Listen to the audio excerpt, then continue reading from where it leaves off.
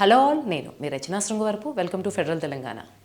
Roshan Meka champion సినిమాతో వచ్చినప్పుడు భారీ హైప్ ఉంది. ఈ సినిమా ఖచ్చితంగా హిట్ అవుతుంది, భారీ బడ్జెట్ ఉంది, స్టోరీ చాలా మంచి స్టోరీ లైన్.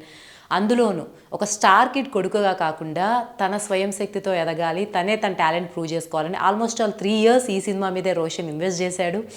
బజ్ అయితే చాలా పాజిటివ్గా వచ్చింది, అందరూ పాజిటివ్గా మాట్లాడారు.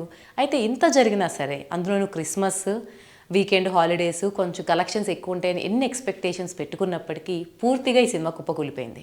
అంత క్రేజ్ ఉన్నటువంటి సినిమా ఎందుకు కంప్లీట్ డిజాస్టర్ అయింది? ఎక్కడ రోషన్ మేకా ఫెయిల్ అయ్యాడా, లేకపోతే మేకర్స్ ఫెయిల్ అయ్యారా? ఎక్కడ ఈ ఫాల్ట్ ఉంది? ఈ ఫుల్ డీటెయిల్స్ ఈ వీడియోలో చూద్దాం. ఛాంపియన్ సినిమా ఫెయిల్యూర్ని గనక చూస్తే దీనికి మొత్తం మీద ఒక 6 కారణాలు అయితే ముఖ్య కారణాలుగా చెప్పుకోవచ్చు.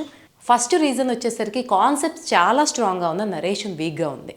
ఒక పీరియాడిక్ సెటప్, స్పోర్ట్స్ డ్రామా, భారీ బడ్జెట్. యాక్చువల్గా మనకి ఈ మధ్యనే బైసన్ అని ఒక సినిమా వచ్చింది, అది కూడా స్పోర్ట్స్ డ్రామానే, అది కూడా పీరియాడికలే.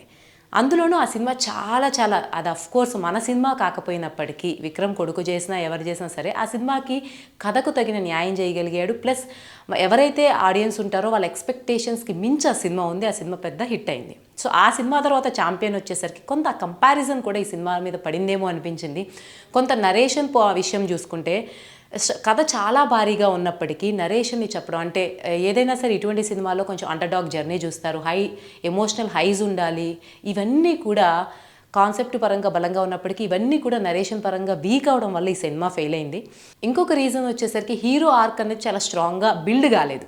అంటే మనం ఎందుకంటే ఈ మధ్య వచ్చిన సినిమాలో బైసన్ ఉంది కాబట్టి దాన్ని కంపారిటివ్గా తీసుకుంటున్నాం, కానీ ఎక్కువగా స్పోర్ట్స్ డ్రామాలో మన తెలుగు సినిమాలోనే నాని నటించిన భీమిలి కబడ్డీ జట్టు నుంచి ఏ సినిమా తీసుకున్నా స్పోర్ట్స్ డ్రామాలో ఒక ఆట ఎప్పుడైతే హీరో ఆడుతూ ఉంటాడో ఆ ఆట గెలవడం హీరోకి ఎంత ఇంపార్టెంట్, దాన్ని గెలవడానికి హీరో పడుతున్న స్ట్రగుల్, ఇవన్నీ కూడా తెర మీద ప్రేక్షకులకి కనిపించాలి. ప్రేక్షకులు ఆ హీరోని తమలోని ఒకటిగా ఓన్ చేసుకోవాలి.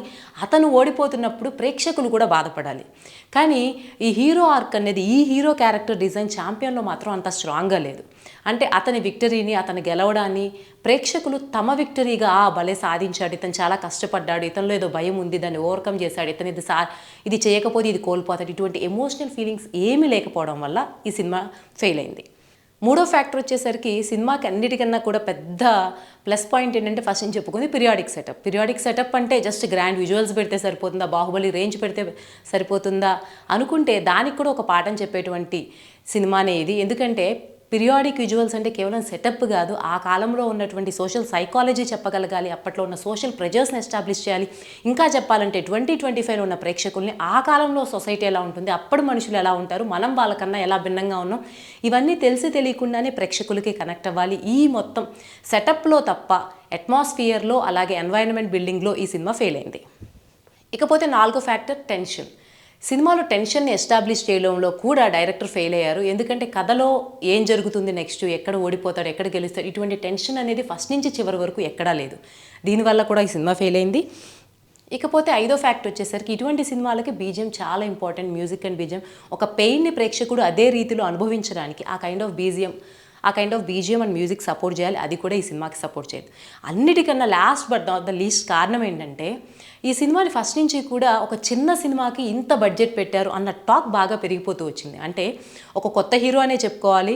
ఎందుకంటే శ్రీకాంత్ ఇప్పుడంత యాక్టివ్గా హీరో లీడ్లో లేరు. హీ వాజ్ డూయింగ్ క్యారెక్టర్ ఆర్టిస్ట్గా ఇవే చేస్తున్న సందర్భంలో తన కొడుగ్గా రావడం అయింది. ఒక హీరో కొడుగ్గా వచ్చినప్పటికీ ఒక భారీ ఫేస్ వాల్యూ మాత్రం రోషన్కి ఇంకా లేదు. పెళ్లి సందడితో ఒక మంచి టాక్ తెచ్చుకోగలిగాడు అంతే.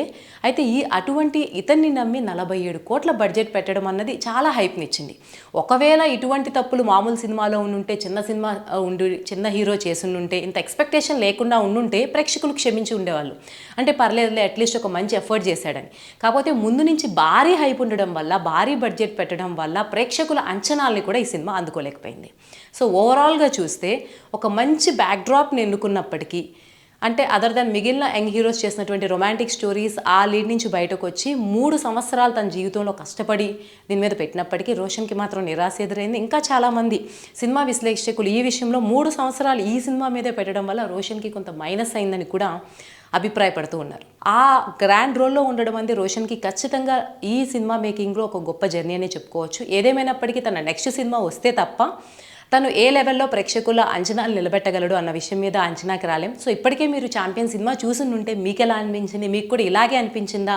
రోషన్ పెర్ఫార్మెన్స్ బాగున్నా సరే సినిమా బాగాలేదనిపించిందా? లేకపోతే రోషన్ కూడా బాగా పెర్ఫామ్ చేయలేదనిపించిందా? ఏమనిపించిందో కమెంట్స్లో తెలియజేయండి.